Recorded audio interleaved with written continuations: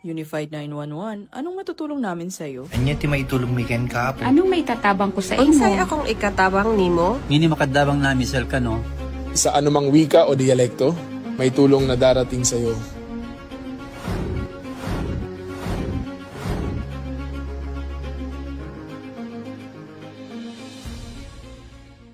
Lilingkod sa bawat Pilipino at magbibigay ng tamang impormasyon para sa tahimik at maayos na Pilipinas. Police News Network, alagad ng batas, tagapagtaguyod ng balitang pulis, sandigan ng mamamayan, patnubay ng katotohanan.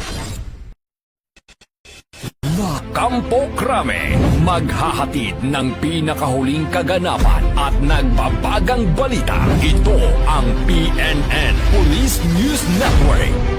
At ngayon, ang inyong mga tagapagbalita.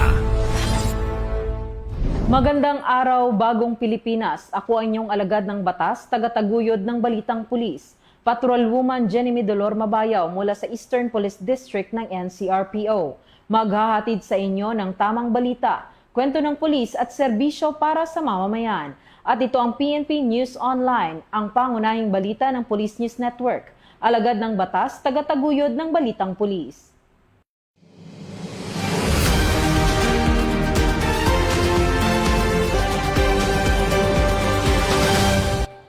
Narito ang mga balitang hatid ng ating PNN correspondents mula sa iba't ibang panig ng bansa.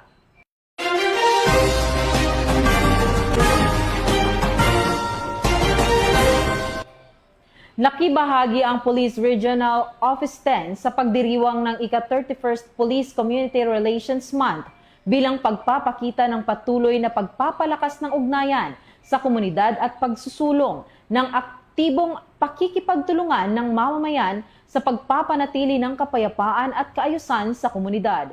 Patrolwoman Jane Rose Bohol sa detalye. Pormal nang sinimulan ng Police Regional Office 10 ang pagdiriwang ng ika-31 Police Community Relations o PCR Month sa pamamagitan ng sabayang kick-off ceremonies sa lahat ng Provincial Police Offices at City Police Offices sa Northern Mindanao nitong Hulyo 6, 2026. Tinagurian ang buong buwan ng Hulyo bilang PCR Month. Sa Camp Alagar, pinangunahan ng Pro-10 ang regional kick-off na dinaluhan ni NAPOCOM Regional Director, Attorney Ramon Alfredo E. de la Cruz, bilang guest of honor and speaker. Tampok sa programa ang pagkilala sa mga pulis na nagpakita ng natatanging serbisyo sa kampanya laban sa ilegal na droga, smuggling at sa pagtulong sa komunidad. Kasabay nito, nagsagawa rin ng kick-off ceremonies ang Bukidnon, Camiguin, Lanao del Norte, Misamis Oriental at Misamis Occidental Police Provincial Office. Gayon din ang Cagayan de Oro City at Iligan City Police Office. Binigyang diin din sa kani-kanilang programa ang pagpapalakas ng ugnayan ng kapulisan at mamamayan sa pamamagitan ng community engagement, stakeholder recognition, outreach activities at mga programang nagtataguyod ng kapayapaan at kaayusan. Sa kanilang mga mensahe, hinihikayat ng mga opisyal ng lokal ng pamahalaan, DILG, NAPOCOM, Academe, at iba pang stakeholders ang patuloy ng pagkakaisa ng komunidad at kapulisan upang mapanatili ang ligtas at maayos na pamayanan. Ayon sa Pro-10, ang pagdiriwang ng PCR Month ay paalala na ang kapayapaan ay hindi lamang responsibilidad ng kapulisan, kundi ng buong komunidad. Sa pamamagitan ng aktibong pakikilahok ng mga mamamayan, lokal na pamahalaan at iba pang sektor, mas magiging epektibo ang papigil sa krimen at pagpapatatag ng tiwala sa pagitan ng pulis at ng publiko. Sa buong buwan ng Hulyo, magsasagawa ang Pro-10 ng iba't ibang community outreach programs, dialogues, at partnership building activities bilang bahagi ng 31st PCR Month at pagpapatuloy ng pagsusulong ng bagong PNP para sa bagong Pilipinas. Serbisyong mabilis, tapat at nararamdaman. Mula dito sa inyong higalang pulis, Regional Office 10 Public Information Office. Ako ang inyong PNN correspondent, Patrolwoman Jane Rose Bohol, alagad ng batas, tagataguyod ng balitang pulis. Maraming salamat, Patrolwoman Bohol. Patuloy ang pagbabantay ng Philippine National Police habang nananatiling alerto ang ating mga kapulisan kaugnay sa isinagawang peaceful rally sa Liwasang Bonifacio. Ang buong detalye ng report mula kay Patrolman Edwin Baris. Umulan man o umaraw ay patuloy na nakaalerto at nakabantay ang buong puwersa ng Philippine National Police dito sa paligid ng Liwasang Bonifacio sa Maynila. Kung mapapansin niyo po, nakatayo na ang stage ng pagdadausan ng naturang pagtitipon ngayong alas 11:30 ng hapon. Patuloy naman nagpapaalala ang Philippine National Police na makiisa ng mapayapa at sumunod sa alituntunin ng mga otoridad. Ako po muli si Patrolman Edwin Baris at ito ang huling kaganapan dito sa Liwasang Bonifacio, Manila. Nagbabalita para sa Police News Network. Maraming salamat, Patrolman Baris. Nagsagawa ang Police Regional Office 3 ng bloodletting activity bilang bahagi ng paggunita sa ika-31st Police Community Relations Month. Narito ang buong detalye ng report mula kay Patrolman Adrian Dayao.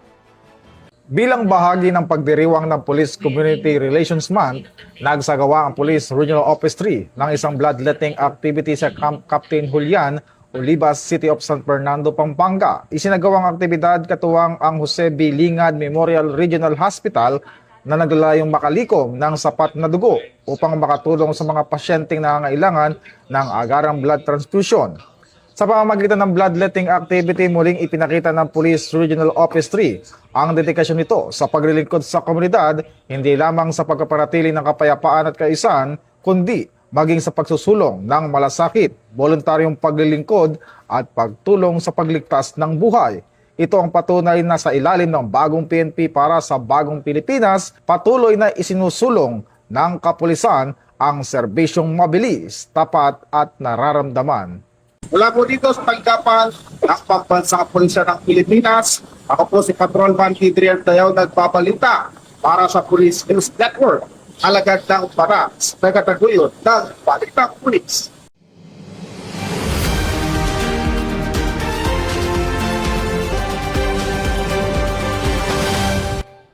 Bilang bahagi ng pinaigting na kahandaan sa panahon ng kalamidad, nagsagawa ang Nueva Ecija Police Provincial Office ng masusing inspeksyon sa kanilang mga search and rescue equipment upang matiyak ang kahandaan ng mga tauhan at kagamitan sa anumang emergency.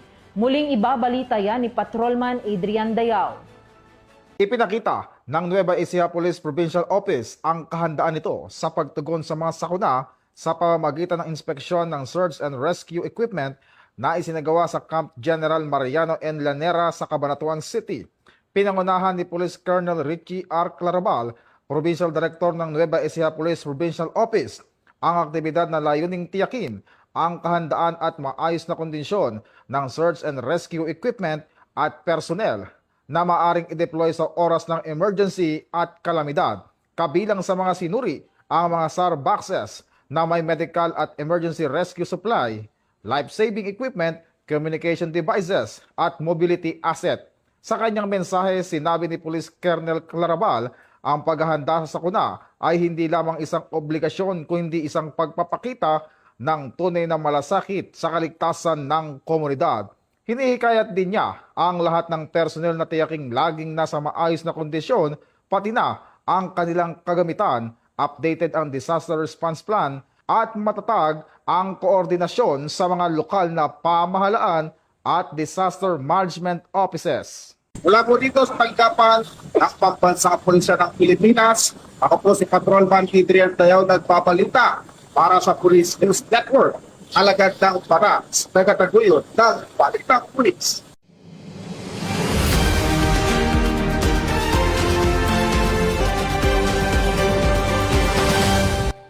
Para sa ating huling balita, narito ang ating weather update para sa oras na ito.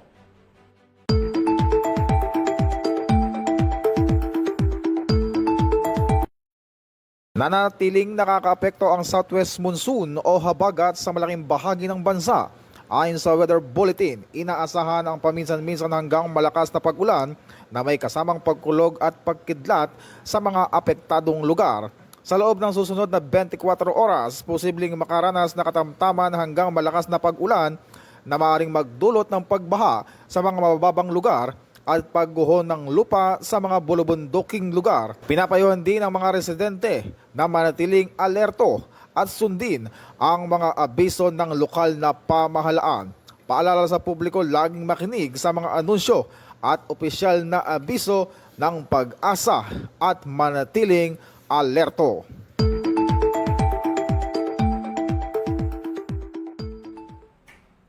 At yan ang mga balitang nakalap ng ating PNN correspondents mula Luzon, Visayas at Mindanao. Para sa mas malawak at mabilis na ulat ng mga balita, i-like, follow and share kami sa aming Facebook account ng Police News Network at sa Twitter account para sa mga real-time updates at YouTube channel para sa mga live stream at replays. Manatiling mapagmatyag at laging alamin ang totoo. Sa ngalan ng pamunuan ng Philippine National Police sa pangunguna ni Chief PNP Police General Jose Melencio Nartates Jr. at sa pamumuno ni President Ferdinand Bongbong Marcos Jr., kami ay maglilingkod sa bawat Pilipino at magbibigay ng tama at balansing balita. Mula rito sa tanggapan ng tagapag-ugnay ng Pambansang Pulisya, ako ay inyong alagad ng batas, tagataguyod ng Balitang Pulis, Patrolwoman Jenny Dolor Mabaya mula sa Eastern Police District ng NCRPO. Maghahatid ng tamang balita, kwento ng pulis at serbisyo para sa mamamayan. At ito ang PNP News Online, ang pangunahing balita ng Police News Network. At ito ang bagong PNP para sa bagong Pilipinas, serbisyong mabilis, tapat at nararamdaman.